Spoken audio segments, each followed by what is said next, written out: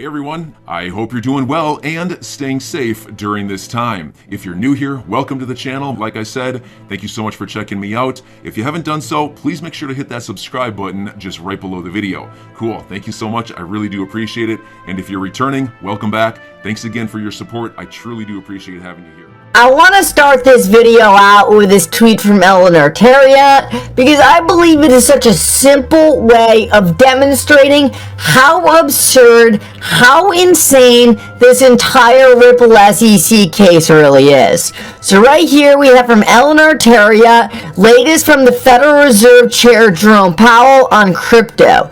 Existing regulations were not built with digital currencies in mind. There will have to be new rules, laws, and frameworks to deal with digital currencies, and I responded to this, as Gary Gensler would say, the rules are very clear.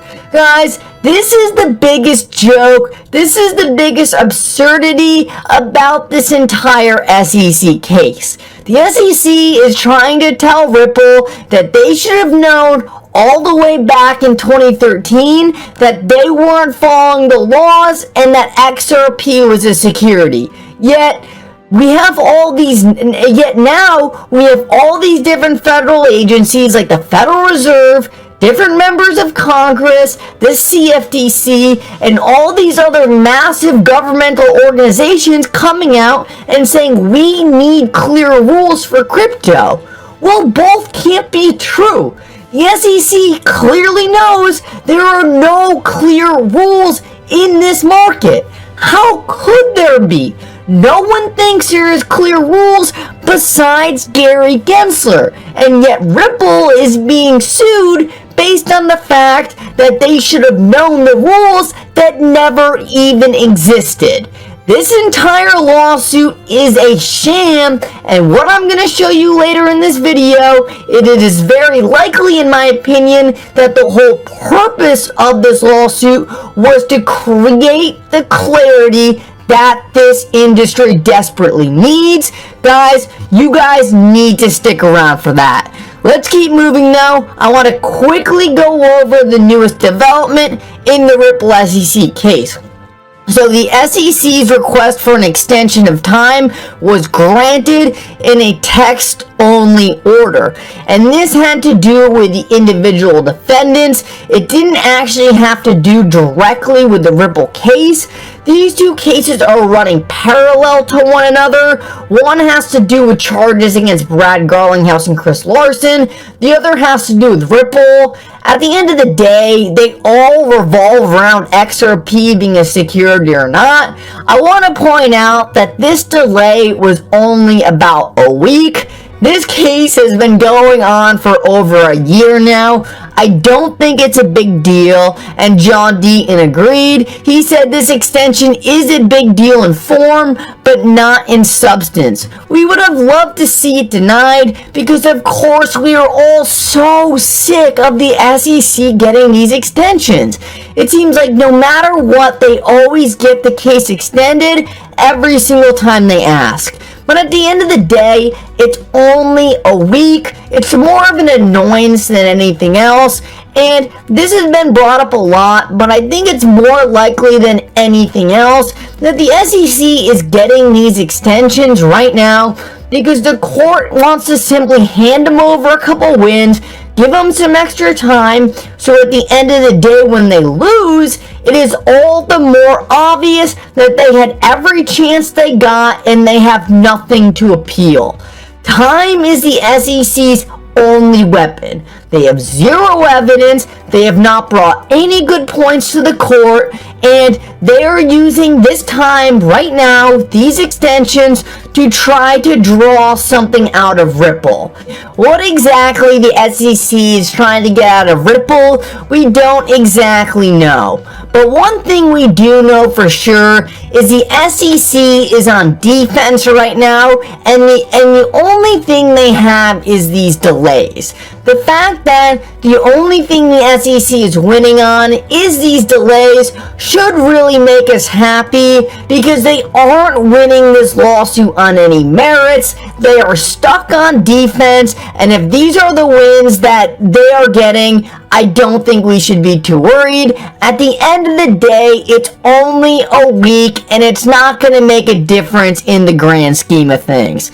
Now, I wanted to read this to you guys real quick. This is from Ashley Prosper, and she's been doing a really good job of summarizing everything we're looking at going forward. I just wanted to read this to you quick, and then we're going to get into what I really wanted to show you. So, the schedule for summary judgment is due on April 22nd. Between now and then, Ripple has to answer the SEC's complaint and propose any additional discovery. The SEC has to answer 776 interrogatories and propose any additional discovery.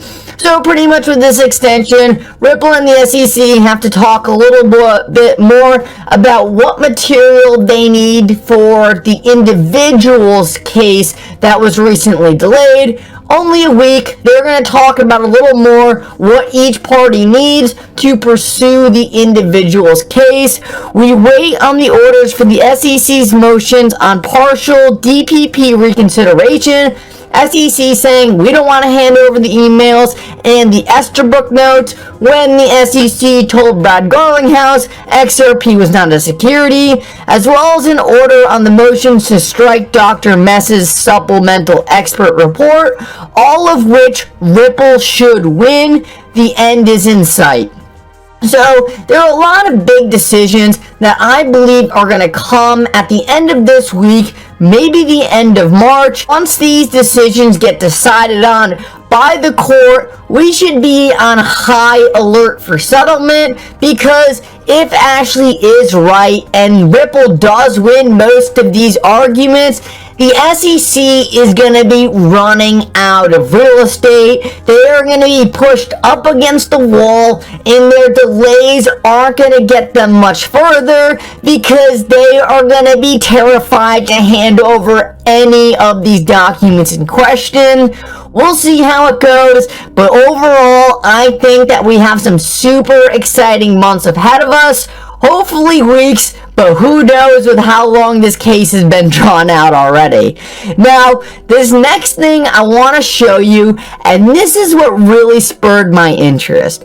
You have these massive trade organizations like the Blockchain Association, Coin Center, all these different cryptocurrency lobbying firms that are supposed to lobby for the entire industry. Yet, one thing that has really pissed me off and made me mad was the fact that all these public speakers for these agencies, and these agencies in general, refuse to talk about the Ripple SEC case. It's like, this is the biggest thing going on in crypto right now, and you guys won't even open your mouth about it. What is that about? Now, I was always under the impression that they weren't talking about it because they were Bitcoin maxis, they were Ethereum maxis, and while I do believe that's true, I think they might have actually been told specifically not to talk about the case, and you guys are not going to believe what I dug up on Twitter last night.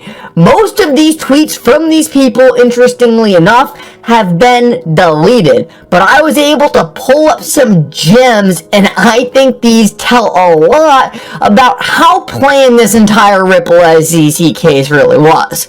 So this tweet from Jake right here was just him talking about the SEC.